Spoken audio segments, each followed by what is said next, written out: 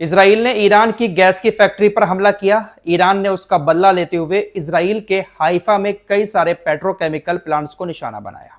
Iran ने धमकी दे दी है कि अगर इजराइल अमेरिका के साथ ही अरबी देश हमारे ऊपर हमला करते हैं, हमारी गैस फैसिलिटी को निशाना बनाते हैं, हमारे ऑयल फैसिलिटी को निशाना बनाते हैं, तो इलाके में तमाम गैस और तेल के भंडार पर फिर ईरान की मिसाइलें बरसना शुरू हो जाएंगी। दरअसल अब तक आपको यह बात पता चल चुकी होगी कि मिडिल ईस्ट में ईरान और इजराइल के बीच एक बार फिर से जंग शुरू हो चुकी है।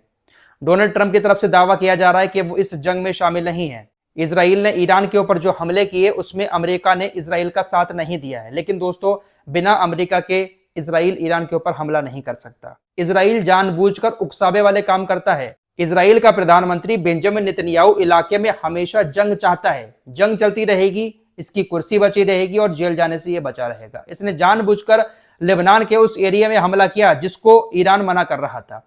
इसको यह बात अच्छे से पता थी कि हम लेबनान के दाहिया शहर में हमला करेंगे जिससे ईरान भड़क जाएगा, क्योंकि ईरान पहले ही चेतावनी दे रहा है कि अगर यहां पर आपने हमला किया तो हम आपके ऊपर हमला कर देंगे।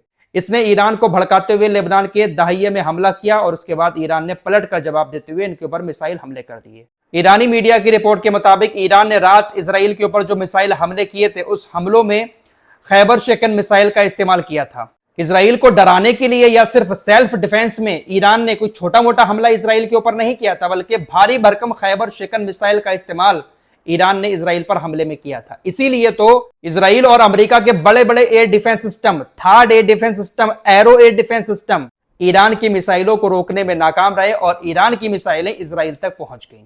फिलहाल इस वक्त की बड़ी खबर यह है कि इजराइल की तरफ से ईरान के ऊपर जो हमले किए गए हैं वो कहीं ना कहीं ईरान के बुनियादी ढांचे पर ही हैं। ईरान में एक जगह है माशहर। इस माशहर में बहुत सारे पेट्रोकेमिकल कॉम्प्लेक्स बने हुए हैं। कह सकते हैं कि यहां पर ईरान के गैस का बुनियादी ढांचा है। इजराइल ने इसी गैस के बुनियादी ढांचे को टारगेट करके अटैक किया और कहा जा रहा है कि यहां पर बहुत बड़ा नुकसान ईरान को हुआ है। इजराइल की तरफ से यह बात बताई गई है कि हमने तमाम पेट्रोकेमिकल्स कॉम्प्लेक्स पर हमले किए जिससे ईरान के गैस का बुनियादी ढांचा पूरी तरह से हिलकर रह गया। इजराइल की तरफ से हमला करने के बाद कहा गया कि हमने ईरान के इन पेट्रोकेमिकल प्लांट्स को इसलिए निशाना बनाया क्योंकि ईरान की आतंकी सेना यहां पर हथियार बना रही थी।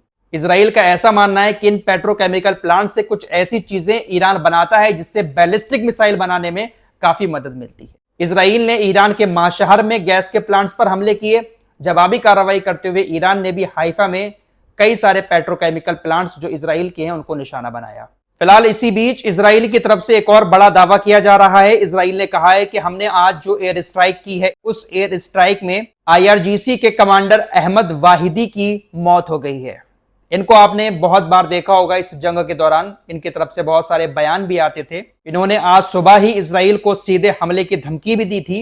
इजराइल दावा कर रहा है कि हमारे एयर स्ट्राइक में ये मारे गए हैं। अभी तक ईरान की तरफ से इस मामले को लेकर कोई भी स्टेटमेंट नहीं दिया गया है। IRGC के स्पोक्स पर्सन ने अपने हमलों को लेकर कहा कि देखिए, हमने पहले ही कहा था कि अगर आप लेबनान के ऊपर हमला करेंगे तो आपको जवाबी कार्रवाई के लिए तैयार रहना चाहिए। हमने अपने वादे के मुताबिक इजराइल के ऊपर जवाबी कार्रवाई करते हुए हमले किए। अमेरिका और ज़ायोनी शासन जिस तरह के काम करता है, हम उनके कामों को लेकर उनसे पछतावा करवाएंगे। हम इस तरह के हमले करेंगे, इस तरह की कार्रवाई करेंगे कि उनको अपने कामों पर पछतावा करना पड़ेगा। अगर इसी तरह से हमारे ऊपर हमले जारी रहते हैं तो उनसे और ज्यादा सख्ती के साथ निपटा जाएगा। फिलहाल इन तमाम खबरों के बीच ट्रंप की तरफ से अभी एक पोस्ट किया गया है। ट्रंप ने कहा कि इजराइल और ईरान दोनों पक्ष तुरंत सीजफायर के लिए तत्पर हैं। शांति वार्ता जारी है, बशर्ते बेवकूफी और लापरवाही इसमें दखल न डाले। आखिरी समझौते पर पहुंचने तक नाकाबंदी पूरी तरह से लागू रहेगी।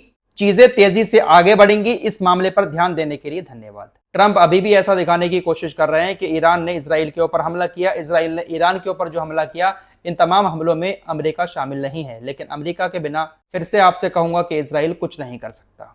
फिलहाल हूतीज की तरफ से बड़ा ऐलान कर दिया गया है। हूतीज भी इस जंग में शामिल हो चुके हैं। हूतीज ने ऐलान करते हुए कहा है कि वो लाल सागर में पूरी तरह से अब प्रतिबंध लगा रहे हैं। लाल सागर में अब कोई भी जहाज इजराइल का नहीं गुजर पाएगा। इजरायली शिपिंग कंपनियों का कोई जहाज हो या फिर इजराइल से लिंक कोई जहाज हो, इजराइल का सामान लेकर जा रहा हो या आ रहा हो, किसी तरह के इजराइल के जहाज को अब लाल सागर से गुजरने की इजाजत नहीं है। पूरी तरह से हूतीज ने प्रतिबंध लगा दिया है। हूतीज ने ईरान का साथ देते हुए इसराइल के ऊपर बैलिस्टिक मिसाइलों से हमला भी किया था। पिछले रिपोर्ट में आपको बता चुका हूं।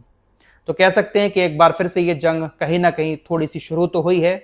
अब ये कहां तक बढ़ेगी? क्या इसराइल अमेरिका के कहने से चुप हो जाएगा? अगर इसराइल हमले बंद कर देता है तो ईरान भी हमले बंद कर देगा, लेकिन अगर इसराइल हमले करता रहा तो ईरान भी हमले करता रहेगा और इसका निशाना आस पड़ोस के देश भी बनेंगे। ऐसी भी चीजें सामने आ रही थी कि जो प्रिंस सुल्तान बेस है अमेरिका का सऊदी अरब के अंदर, वहां पर भी हमला किया गया है, लेकिन यह खबर पूरी तरह से झूठी है। ईरान प्रिंस सुल्तान बेस पर हमला नहीं कर रहा है। हो सकता है कि वहां पर इसराइल ने ही कुछ ना कुछ ड्रामेबाजी की हो, लेकिन अभी तक ईरान की तरफ से कोई हमला सऊदी अरब या किसी भी अरबी देश के ऊपर नहीं किया गया है। ईरान सिर्फ और सिर्फ इसराइल के ऊपर ही बैलिस्टिक मिसाइलों से हमला कर रहा है। फिलहाल के लिए इतना ही। लेटेस्ट अपडेट के लिए आप हमारे साथ जुड़े रहिएगा। दोस्तों, पिछले एक हफ्ते से मैं ठीक से काम नहीं कर पा रहा हूं, मैं भी जानता हूं। कुछ ऐसी चीज़ें थी जिसकी वजह से मैं काम नहीं कर पा रहा था।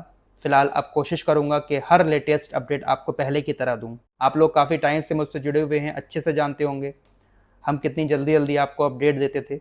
जंग के दौरान हर घंटे में आपके पास हमारा अपडेट आता था, लेकिन थोड़ा सा अभी कुछ बिजी था जिस वजह से ज़्यादा वीडियो आपके पास नहीं आ पा रही थी, लेकिन अब हर अपडेट आपको बहुत आसान भाषा में बताने की कोशिश करेंगे। आइए अब भारत की भी खबर आपको बता देते हैं। एलपीजी गैस सिलेंडर 29 रुपये महंगा हो चुका है।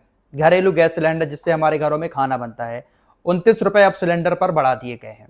14.2 किलो वाला सिलेंडर पहले 913 रुपए का मिल रहा था, अब वो 942 रुपए का मिलने लगा है। सिलेंडर की कीमत बढ़ने के बाद समाजवादी पार्टी के नेता अखिलेश यादव ने शायराना अंदाज में इसकी आलोचना की और कहा, रोटी के महंगे होने से थाली गई रूठ, बीजेपी से अब तो हर आस गई टूट। घरेलू गैस सिलेंडर के दाम बढ़ने से सरकार की आलोचना भी हो रही है। वहीं कॉकरोच जनता पार्टी की बात करें तो कॉकरोच जनता पार्टी ने जंतर मंतर पर प्रदर्शन किया। शिक्षा मंत्री धर्मेंद्र प्रधान का इस्तीफा मांगा, लेकिन इस्तीफा नहीं दिया गया है और ना ही वो इस्तीफा देंगे। शिक्षा मंत्री की तरफ से कहा गया है कि कुछ भी हो जाए वो इस्तीफा नहीं देंगे। साथ ही साथ 7 दिन का वक्त कॉकरोच जनता पार्टी के ऑनर की तरफ से दिया गया है कि 7 दिन के अंदर अंदर शिक्षा मंत्री इस्तीफा दे दें, लेकिन लग नहीं रहा है कि शिक्षा मंत्री इस्तीफा देंगे। फिलहाल कॉकरोच जनता पार्टी का फ्यूचर क्या होगा, इनके नेताओं का फ्यूचर क्या होगा, वो तो वक्त बताएगा। लेकिन जो अपील मुसलमानों से की गई थी कि मुसलमान इस प्रोटेस्ट में शामिल ना हो, मुसलमान शायद इस प्रोटेस्ट में नहीं पहुंचे। ऐसी खबरें आई हैं कि प्रोटेस्ट में कई हिंदूवादी संगठनों के लोग भी पहुंचे थे। ऐसे में अगर मुस्लिम टोपी दाढ़ी वाला कोई वहां पर दिख जाता, ऐसे में अगर वहां पर कोई बवाल हो जाता और बहुत सारे वहां पर दाढ़ी टोपी वाले अगर होते तो कोई ना कोई गलत एंगल वहां पर निकल सकता था। काफी सारे लोगों ने सोशल मीडिया पर यह अपील की थी कि मुसलमान इस प्रोटेस्ट में शामिल ना हो, क्योंकि ऐसे प्रोटेस्ट हमारे यहाँ पर पहली बार नहीं हो रहे हैं, हजारों बार ऐसे प्रोटेस्ट हो चुके हैं। इससे ज्यादा लोगों ने मिलकर प्रोटेस्ट किए हैं, लेकिन जिस मांग को लेकर प्रोटेस्ट होते हैं शायद वो मांग पूरी नहीं हो पाती है। इस रिपोर्ट में इतना ही। कुछ और खबरों के साथ फिर हाजिर होंगे। अपना ख्याल रखिएगा। अल्लाह हाफिज।